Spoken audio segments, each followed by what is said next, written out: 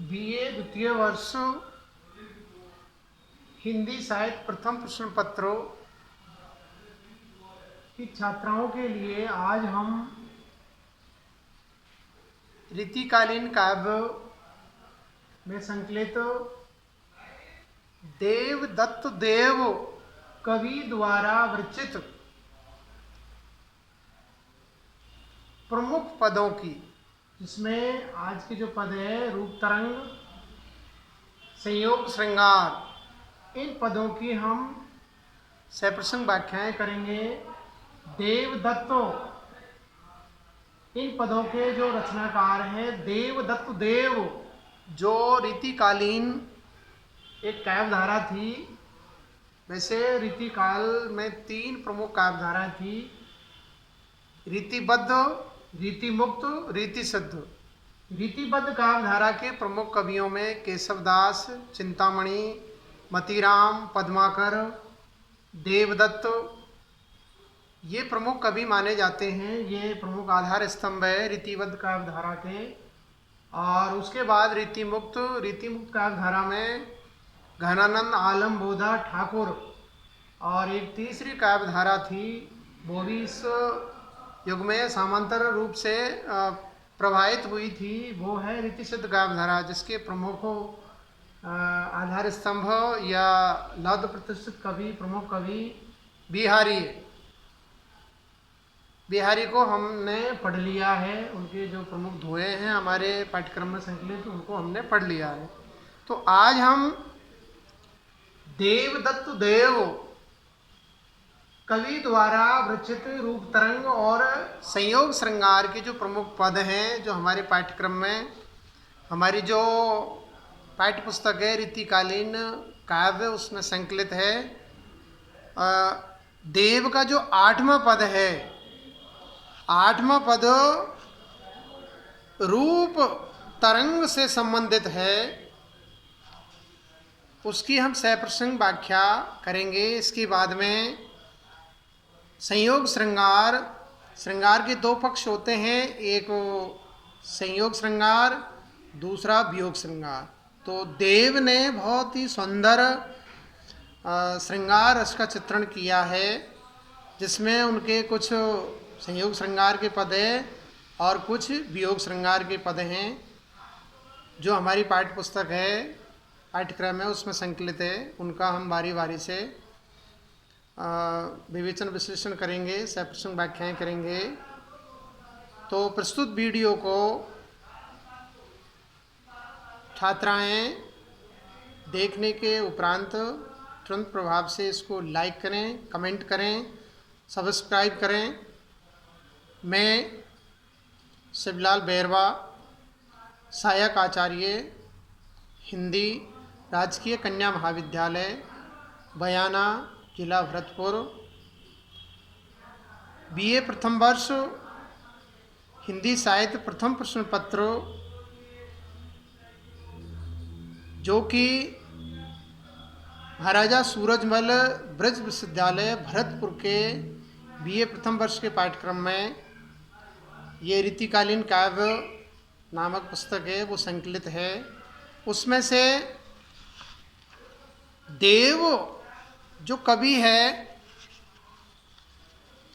ये तीसरा अध्याय है, उसके प्रमुख पद है, उनकी आज हम सप्रसंग व्याख्याएं करेंगे। और पद संख्या 8वां पद है, उसकी हम सप्रसंग व्याख्याएं देखते हैं। कंज सो आनन खंजन सो द्रग, या मन रंजन भूलन कोऊ, ताम रसो नली नो सरसो अली, होई नहीं तब सोचित सोऊ, पूरन इंदु मनोज सरोचित, ते विसरो उसरो उन दोऊ, देव जो ओप किधो अपमान, अरे उपमान करो कभी कोऊ। प्रस्तुत पद को हम व्याख्या के जो 4 चरण हैं, उनके आधार पर हम प्रस्तुत पद्यांश की, पदावतरण की या पद की सप्रसंग व्याख्या करेंगे। इस सवैया की सप्रसंग व्याख्या करेंगे तो इसमें पहला जो सोपान है, चरण है, वो है इसका संदर्भ। उसके बाद प्रसंग, फिर सरल अर्थ, काव्य सौंदर्य। तो इसका संदर्भ देखते हैं। प्रस्तुत अवतरण हमारी पाठ्य पुस्तक रीतिकालीन काव्य में संकलित देवदत्त देव कवि द्वारा विरचित रूप तरंग शीर्षक से उद्धृत है, अवतरित है, लिया गया है ये पद्यांश, ये काव्यांश। अब इसका प्रसंग देखते हैं। प्रस्तुत प्रसंग में, प्रस्तुत पदावतरण में या काव्यांश में कवि नायिका के सौंदर्य को अनुपम, सुंदर रूप से चित्रित कर रहे हैं। यानी नायिका का जो शारीरिक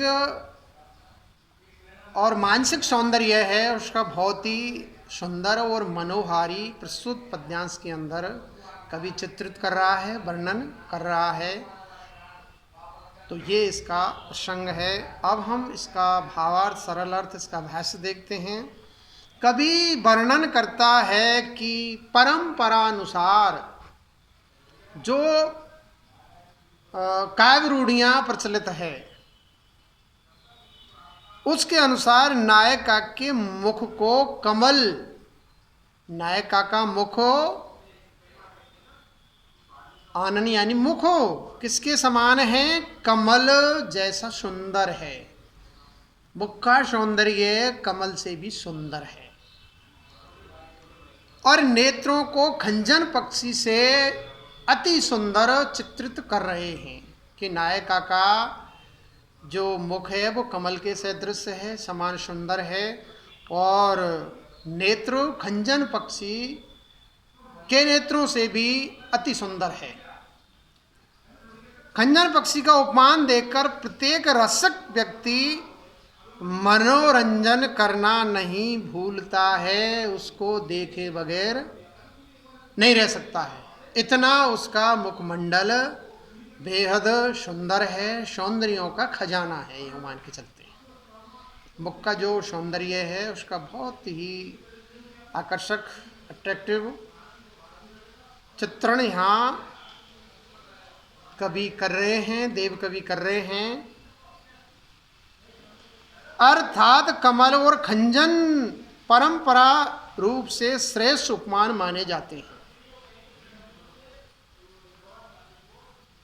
परंतु अब इन उपमानों से मनोरंजन नहीं होता है।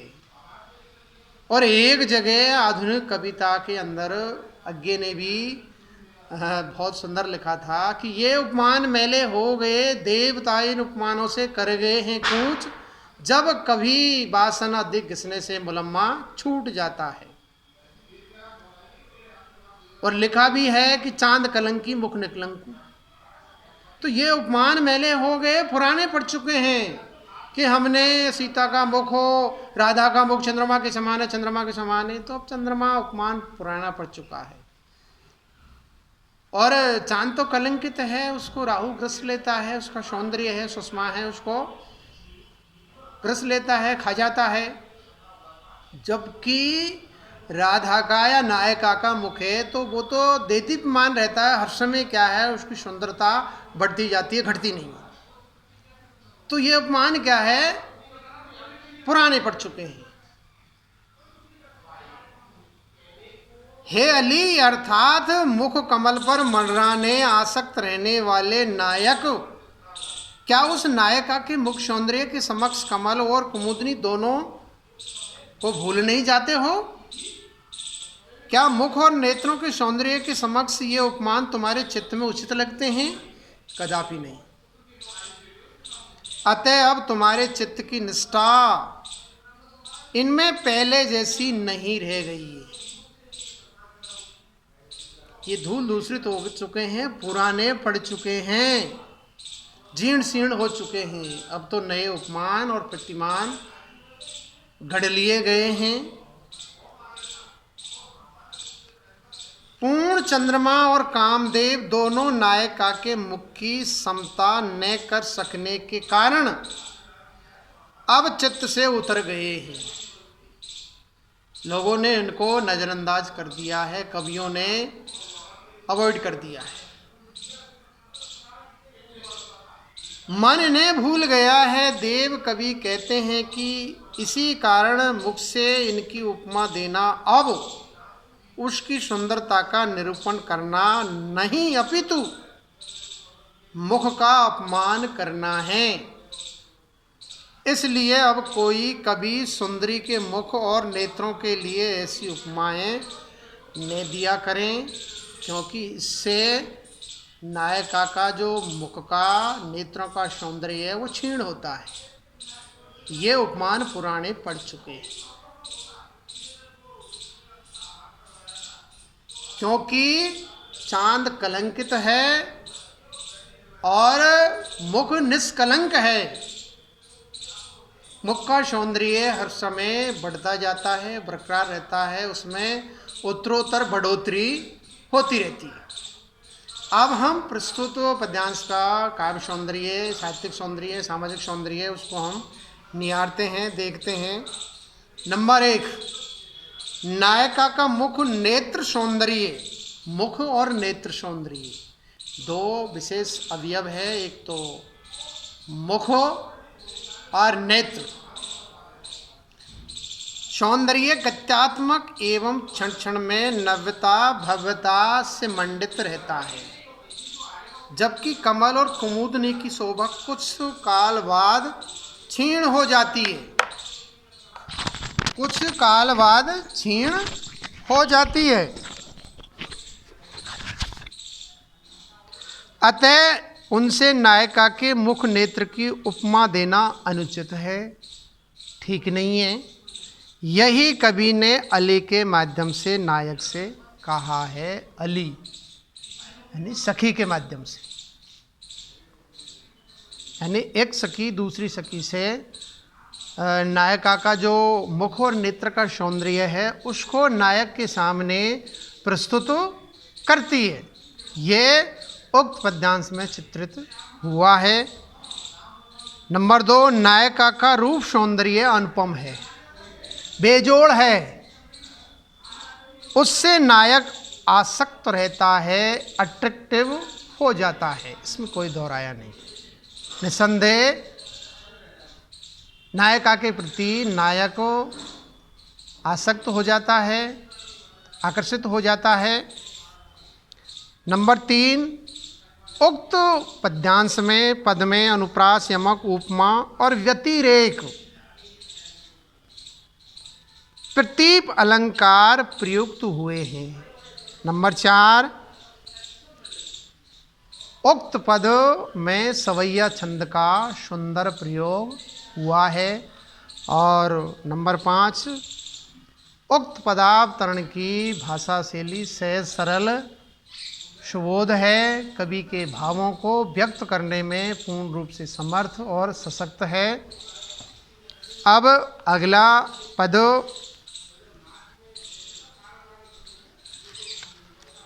ये रूप तरंग का अगला पद है 8वां, हमने सप्रसंग व्याख्याएं कर लिया। अब 9वां पद, 9वां पद दूध। दूध सुधा मधु सिंधु गंभीरते, हीर जो पे नग भीर ले आवे। उन्हें सुन लीजिए।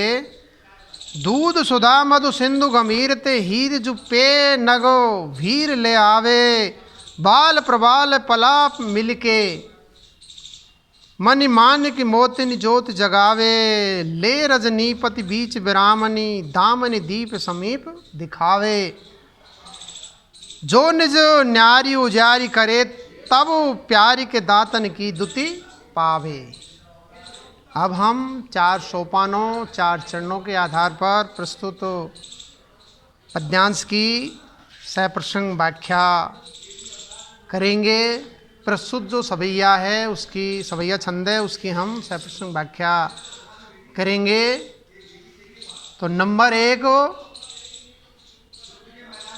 इसका संदर्भ, प्रस्तुत अवतरण, पद्यावतरण, सवैया छंद हमारी पाठ्य पुस्तक रीतिकालीन काव्य में संकलित देव द्वारा विरचित रूप तरंग शीर्षक से उद्धृत है, अवतरित है, लिया गया है। ये इसका संदर्भ हो गया। अब इसका प्रसंग देखते हैं। प्रस्तुत पद्यावतरण में, पद्यांश में, काव्यांश में नायका की दंत कांति की विशिष्टता, यानी दांतों का जो सौंदर्य है, सुषमा है, रूप छवि है, उसका मनोहारी विशिष्ट चित्रण वर्णन पद्यांश में कवि देव कर रहे हैं। तो ये इसका प्रसंग हो गया। अब इसका भावार्थ, सरल अर्थ, भाष्य देखते हैं। देव कवि वर्णन करता है कि दूध के समान, दूध से भी श्वेत सफेद इसकी दंत पंक्तियां हैं, दांतों की शोभा है, दांतों का सौंदर्य है। दूध के समान अमृत को यदि मधु के गंभीर समुद्र से और पर्वत समूह से हीरा लाया जावे, नया मूंगा का एक हिस्सा यदि मणि माणिक और मोतियों से मिल जावे, तथा उससे जो चमक फैले मुख रूपी चंद्रमा के बीच में, ब्राह्म चिन्ह रूपी मुख रूपी चंद्रमा के बीच में ब्राह्म चिन्ह रूपी होठ शोभित रहे, शोभित हो रहे हैं। और यदि बिजली अपनी चकाचौंध करने वाली चमक से कुछ भिन्न या अलग रहे, अर्थात बिजली की पीली चमक न रहे, केवल धवल ज्योति रहे, धवल यानी श्वेत सफेद रहे, तो वह नायिका के दांतों की कांति की समता कर सकती है। बिजली की चमक से भी सूर्य की रोशनी से भी कहीं उज्ज्वल, कहीं श्वेत, कहीं धवल नायिका के दांतों की शोभा है, दांतों का सौंदर्य है। अर्थात नायिका के दांत एकदम शुभ्र, सुंदर, उज्ज्वल हीरे के समान हैं। हीरे की क्या खासियत होती है? क्योंकि हीरा अंधेरे में भी चमकता है। ये हीरे की खासियत होती है, उसकी ये खूबी होती है कि रात में भी हीरे को हम आसानी से इजी गोइंग में उसको पहचान सकते हैं। नए प्रवाल से वेष्टित एवं ओठ पुट से आवृत, दांत होठों से ढके हुए हैं और होठों में दांतों का सौंदर्य देखते ही बनता है, तथा बिजली की धवल ज्योति के समान शोभित हो रहे हैं। अब हम इसका काव्य सौंदर्य देखते हैं। नायिका के दांतों की उज्ज्वलता के लिए लाक्षणिक शब्दावली ली गई है। लाक्षणिक शब्दावली का प्रयोग हुआ है। इसमें कवि ने क्लिष्ट कल्पना की है, थोड़ी सी कठिन है कल्पना। उक्त पद में अनुप्रास, रूपक, उत्प्रेक्षा, पर्यायोक्ति अलंकार है और ये सवैया छंद है और प्रकरण की भाषा शैली थोड़ी सी क्लिष्ट है। हालांकि सुबोध तो है, इसमें कोई दोहराया नहीं है, और कवि के भावों को व्यक्त करने में पूर्ण रूप से समर्थ है, सशक्त है। अब हम देव कवि द्वारा रचित संयोग श्रृंगार के पदों के बारे में सप्रसंग व्याख्याएं करते हैं।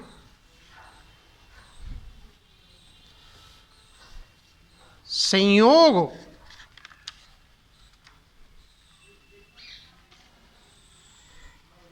श्रृंगार के अंदर कभी नायक और नायिका के हास परिहास, उनके मिलन स्थल का सौंदर्य और नायक नायिका का बात करने का जो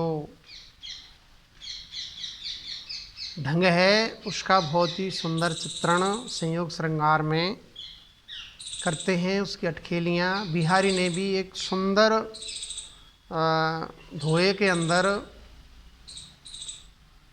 संयोग श्रृंगार के बारे में लिखा है कि बतरस लालच लाल की मुरली धरी लुकाए, सोहो करे बोहोने हंसे देन कहे नट जाए। तो बातों का आनंद लेने के लिए क्या करती है गोपी, श्री कृष्ण की जो मुरली है, बांसुरी है, बंसी है, उसको छिपा लेती है। बतरस यानी बातों का आनंद, लालच लाल की मुरली, लाल की यानी श्री कृष्ण की मुरली धरी लुकाए यानी छिपा देती है। सोहो करे बोहन हंसे, सोहो यानी सौगंध खा जाती है, शपथ पूर्वक कहती है कि हमने आपकी मुरली को, बंसी को, बांसुरी को नहीं छिपाया। लेकिन मोहनी चेहरे से प्रकट हो जाता है कि इन्होंने ही मेरी मुरली को छुपाई है। सहो करे मोहनी हंसे, अरे कोई बात नहीं, यदि आपने ले ली है, छिपा ली है तो दे दो, मैं आपको कोई चोर नहीं बता रहा हूँ। तो सहो करे मोहनी हंसे देन कहे नट जाए, और देने के कहते हैं तो वो मना कर देती है। तो इस तरह क्या है संयोग श्रृंगार में ये नायक और नायिका का जो मिलन होता है, आपस में संयोग का जो आनंद होता है, नायक नायिका का मिलन का जो प्रसंग होता है, उसका बहुत ही सुंदर चित्रण संयोग श्रृंगार में कभी लोग करते हैं।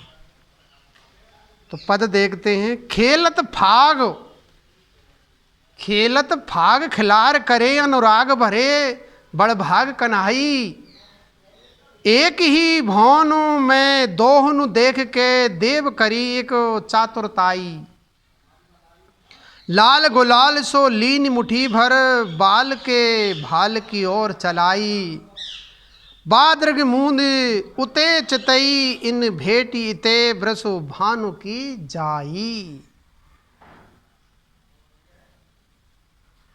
अब हम इस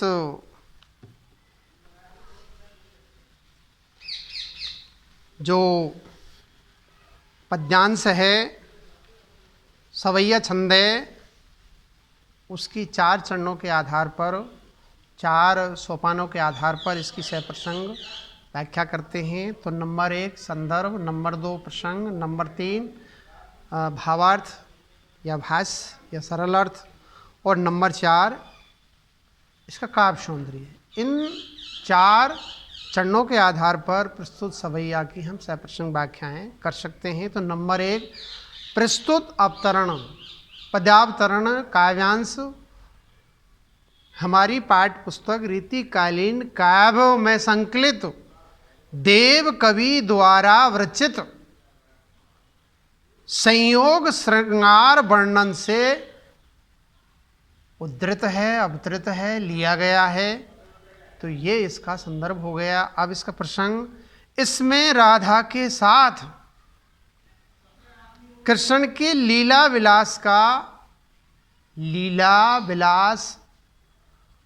का चित्रण किया गया है, यानी मिलन का बहुत ही सुंदर सजीव जीवंत प्रस्तुत पद के अंदर कवि देव कर रहे हैं।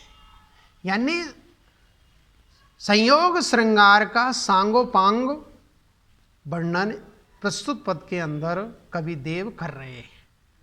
तो ये इसका प्रसंग हो गया। अब हम इसका भाष्य सरल अर्थ देखते हैं। कवि वर्णन करता है कि श्री कृष्ण फाग खेलने में बड़े चतुर खिलाड़ी हैं। फाग मानी होली।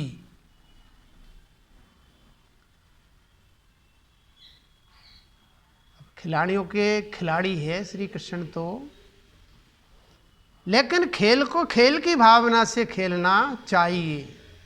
ये खिलाड़ी में मादा होना चाहिए, खिलवाड़ नहीं करना चाहिए खेल के साथ में। तो श्री कृष्ण फाग खेलने में बड़े चतुर खिलाड़ी हैं, इसमें कोई दो राय नहीं। वे ऐसे अवसर पर अनुराग से भरकर, प्रेम से भरकर राधा के साथ फाग खेलने लगते हैं, होली खेलने लगते हैं। इस कारण वे दोनों एक ही भवन में मिलते हैं, एक ही घर में, एक ही मकान में, एक ही भवन में, एक ही जगह पर, एक स्थान पर दोनों का संगम होता है, मिलन होता है। अर्थात राधा के प्रति प्रेम भाव से आकृष्ट होकर, क्योंकि राधा बेहद सुंदर थी, इसमें कोई दोहराया नहीं। राधा के प्रति प्रेम भाव से आकृष्ट होकर श्री कृष्ण फाग खेलने आते हैं, होली खेलने आते हैं और उससे एक कक्ष में मिलते हैं। कभी देव वर्णन करते हैं कि उस समय at that time Shri Krishna ने चतुरतापूर्ण ये कार्य किया कि अपनी मुट्ठी में गुलाल लिया, उसे बाला यानी राधा अर्थात कोमलांगी राधा के ललाट की ओर फेंक दिया गुलाल को। परंतु राधा ने शीघ्र ही अपने नेत्र मूंद लिए, बंद कर लिए नेत्रों को, गुलाल आंखों में चली जाती। उस अवसर पर प्रियतम कृष्ण उसकी रूप छवि को देखते रहे। खिलखिला करके राधा ने हंस दिया और अपनी आंखें मूंद कर खड़ी हुई। राधा भी आलिंगन करती हुई, अब आंखें बंद कर ली तो कुछ दिखाई नहीं दिया, करती हुई अनायास उनसे लिपट गई, श्री कृष्ण का आलिंगन कर लिया। आज यह है कि राधा आंखें मूंद कर रूपासक्त श्री कृष्ण की ओर बढ़ी और उनका आलिंगन किया। तो इसका बहुत ही सुंदर और सजीव जीवंत चित्रण उक्त सवैये में देव कवि ने किया है। अब इसका देखिए काव्य सौंदर्य क्या है। नायक नायिका के श्रृंगार विलास का सुंदर चित्रण हुआ है। उक्त पद में नायक नायिका के श्रृंगार विलास का, हाव भाव का सुंदर चित्रण हुआ है। प्रियतम द्वारा गुलाल फेंकना और गुलाल आंखों में न पड़ जाए, इस दृष्टि से नायिका का नेत्र बंद करना तथा इस कारण अनायास नायक से लिपट का आलिंगन करना, इस दृश्य का चित्रण मनोभावों के अनुसार किया गया है, यानी पूर्ण रूप से रस की निष्पत्ति हुई है। भावानुभाव भय विचारी संयोग आदि रस निष्पत्ति, भाव विभाव अनुभाव इनके संयोग होने से ही रस की निष्पत्ति, रस का निरूपण, रस का परिपाक होता है। तो ये चारों चीज़ देखने को हमें उक्त पद्यांश में मिल जाए। वर्णावृत्ति के अनुसार अनुप्रास से हेतु कथन से काव्यलिंगी आक्षेप अलंकारों का प्रयोग हुआ है और सवैया छंद की गति यति उचित रूप में चित्रित हुई है। आज इतना ही। आगे हम अगले वीडियो में देव के कुछ पद और हैं, उनका हम सप्रसंग उनकी व्याख्याएं करेंगे। आज इतना ही।